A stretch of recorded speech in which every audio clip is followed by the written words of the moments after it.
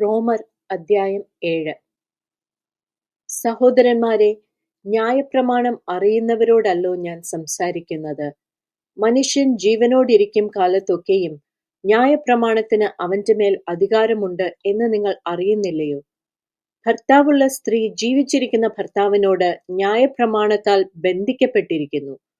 ഭർത്താവ് മരിച്ചാൽ അവൾ ഭർതൃന്യായപ്രമാണത്തിൽ നിന്ന് ഒഴിവുള്ളവളായി.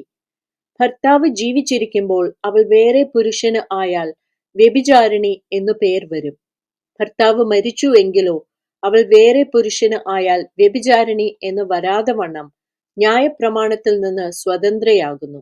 അതുകൊണ്ട് സഹോദരന്മാരെ, നാം ദൈവത്തിന് ഫലം കായ്ക്കുമാറ് മരിച്ചിട്ട് ഉയർത്തെഴുന്നേറ്റവനായ വേറൊരുവന് ആകേണ്ടതിന് നിങ്ങളും ക്രിസ്തുവിന്റെ ശരീരം മുഖാന്തരം ന്യായപ്രമാണ സംബന്ധമായി മരിച്ചിരിക്കുന്നു. നാം ജഡത്തിലായിരുന്നപ്പോൾ ന്യായപ്രമാണത്താൽ ഉളവായ പാപരാഗങ്ങൾ മരണത്തിന് ഫലം കായ്ക്കത്തക്കവണ്ണം നമ്മുടെ അവയവങ്ങളിൽ വ്യാപരിച്ചു പോന്നു. ഇപ്പോഴോ നമ്മെ പിടിച്ചടക്കിയിരിക്കുന്ന ന്യായപ്രമാണം സംബന്ധിച്ച് മരിച്ചിരിക്കൊണ്ട് അക്ഷരത്തിന്റെ പഴക്കത്തിലല്ല, ആത്മാവിന്റെ പുതുക്കത്തിൽ തന്നെ സേവിക്കേണ്ടതിന് നാം ന്യായപ്രമാണത്തിൽ നിന്ന് ഒഴിവുള്ളവരായിരിക്കുന്നു. ആകയാൽ നാം എന്തു പറയേണ്ടു? ന്യായപ്രമാണം പാപമെന്നോ? ഒരു നാളും അരുത്. എങ്കിലും ന്യായപ്രമാണത്താൽ അല്ലാതെ ഞാൻ പാപത്തെ അറിഞ്ഞില്ല. മോഹിക്കരുത് എന്ന് ന്യായപ്രമാണം പറയാതിരുന്നെങ്കിൽ ഞാൻ മോഹത്തെ അറിയയില്ലായിരുന്നു. പാപമോ അവസരം ലഭിച്ചിട്ട് കൽപ്പനയാൽ എന്നിൽ സകലവിധ മോഹത്തെയും ജനിപ്പിച്ചു. ന്യായപ്രമാണം കൂടാതെ പാപം നിർജീവമാകുന്നു. ഞാൻ ഒരു കാലത്ത് ന്യായപ്രമാണം കൂടാതെ ജീവിച്ചിരുന്നു. എന്നാൽ കൽപ്പന വന്നപ്പോൾ പാപം വീണ്ടും ജീവിക്കുകയും ഞാൻ മരിക്കുകയും ചെയ്തു. ഇങ്ങനെ ജീവനായി ലഭിച്ചിരുന്ന കൽപ്പന എനിക്ക് മരണഹേതുവായി തീർന്നു എന്ന് ഞാൻ കണ്ടു.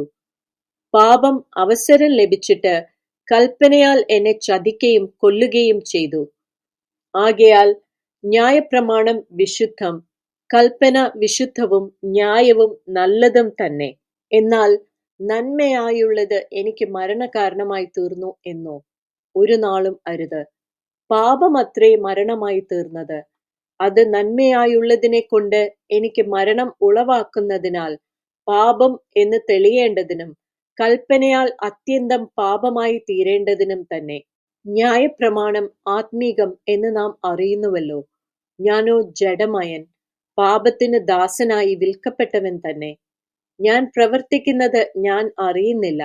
ഞാൻ ഇച്ഛിക്കുന്നതിനെ അല്ല, പകയ്ക്കുന്നതിനെ അത്രേ ചെയ്യുന്നത്. ഞാൻ ഇച്ഛിക്കാത്തതിനെ ചെയ്യുന്നു എങ്കിലോ ന്യായപ്രമാണം നല്ലത് എന്ന് ഞാൻ സമ്മതിക്കുന്നു. ആകയാൽ അതിനെ പ്രവർത്തിക്കുന്നത് ഞാനല്ല, എന്നിൽ വസിക്കുന്ന പാപമത്രേ.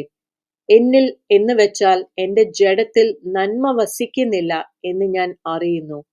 നന്മ ചെയ്യുവാനുള്ള താല്പര്യം എനിക്കുണ്ട്, പ്രവർത്തിക്കുന്നതോ ഇല്ല. ഞാൻ ചെയ്യുവാൻ ഇച്ഛിക്കുന്ന നന്മ ചെയ്യുന്നില്ലല്ലോ, ഇച്ഛിക്കാത്ത തിന്മയത്രേ പ്രവർത്തിക്കുന്നത്. ഞാൻ ഇച്ഛിക്കാത്തതിനെ ചെയ്യുന്നു എങ്കിലോ അതിനെ പ്രവർത്തിക്കുന്നത് ഞാനല്ല, എന്നിൽ വസിക്കുന്ന പാപമത്രേ.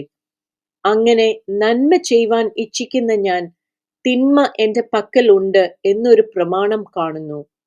ഉള്ളം കൊണ്ട് ഞാൻ ദൈവത്തിന്റെ ന്യായപ്രമാണത്തിൽ രസിക്കുന്നു.